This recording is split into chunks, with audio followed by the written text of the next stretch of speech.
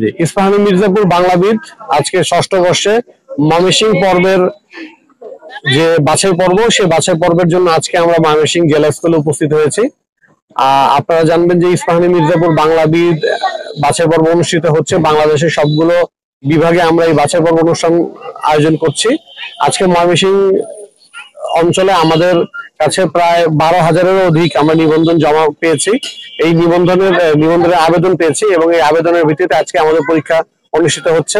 এইখানে আমাদের এই পরীক্ষায় যেটা হবে, আজকে আমরা এখান থেকে সেরা 10 আমরা নির্বাচিত করব এবং সেরা 10কে আমরা ঢাকায় নিয়ে যাব এবং ওইখানে আমাদের অন্যান্য বিভাগের যারা নির্বাচিত সেরারা আছেন তারা সেরাদের মধ্যে একটা লড়াই হবে। সেই লড়াইয়ের মাধ্যমে আমরা আসলে পেয়ে যাব আমাদের ইস্পাহানি মির্জাপুর বাংলাবিদকে। আর ইস্পাহানি মির্জাপুর বাংলাবিদ আমরা নিয়মিত আয়োজন করে থাকি। আজকে ষষ্ঠ বর্ষ, আপনারা দেখছেন ষষ্ঠ বর্ষ মানে হচ্ছে আমরা আরো 5টা বর্ষ আগে করেছি।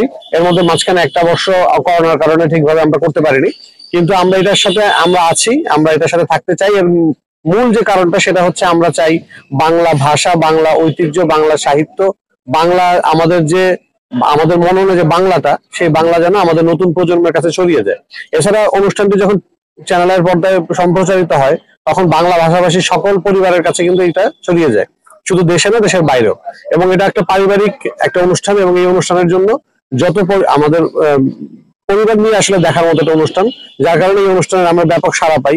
শিশু কিশোররা, অভিভাবকরা আমাদেরকে নিয়মিতভাবে আমাদের সাথে যোগাযোগ রাখেন, আমাদের ফেসবুকের মাধ্যমে, আমাদের আরো যে সামাজিক যোগাযোগের মাধ্যমে তারা চায় যে আসলে এই অনুষ্ঠানটি হোক। তাদের শিশু কিশোররা, তাদের নতুন প্রজন্মরা আসলে বাংলা সম্পর্কে জানুক, এই ব্যাপারে তাদের অনেক আগ্রহ আছে।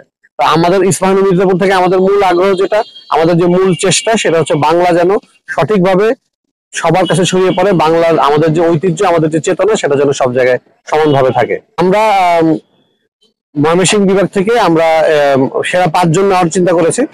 আর তারপরে এটা নির্ভর করবে যে আজকে আসলে পরীক্ষার উপরে নির্ভর করবে। পরীক্ষায় যদি আমরা বেশ ভালো যারা যদি করে, তাহলে আমরা এর সংখ্যা বাড়াতেও পারি। আমরা আসলে দেখি যে আমরা যদি বেশ ভালো, আমরা যাদের যদি পাই যে প্রতিযোগীরা বেশ ভালো এই অঞ্চল থেকে ভালো করছে, তখন আমরা এখান থেকে আমরা আসলে অতিরিক্ত কয়েকজনকে নিয়ে যাই ঢাকায়। তো আমাদের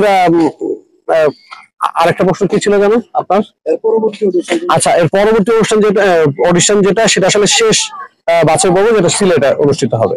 ঢাকায় গতকালকে হয়ে গেছে, ঢাকা সেন্ট জোসেফ স্কুলে। আজকে ময়মনসিংহ হচ্ছে, পরবর্তীটা হবে সিলেটে। আচ্ছা, যে চ্যাম্পিয়ন সে 10 লক্ষ টাকা পায়, আর যে রানার আপ 3 লক্ষ, তারপর 2 লক্ষ, এবং তারা প্রত্যেকে একটা করে ল্যাপটপ পায়, সেরা 10 জন যারা থাকে।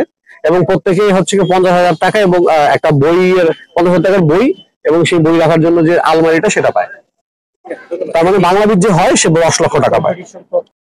এটা প্রথম শুরু হয়েছে বরিশাল থেকে। হ্যাঁ, এবার শুরু হচ্ছে বরিশাল থেকে, বা লাস্ট শেষ হয়ে যাবে হচ্ছে কি, আমরা আসলে 10টা বিভাগে করি, শেষ হয়ে যাবে হচ্ছে সিলেটে। আর সিলেটের আগে হচ্ছে ময়মনসিংহটা হচ্ছে আর কি।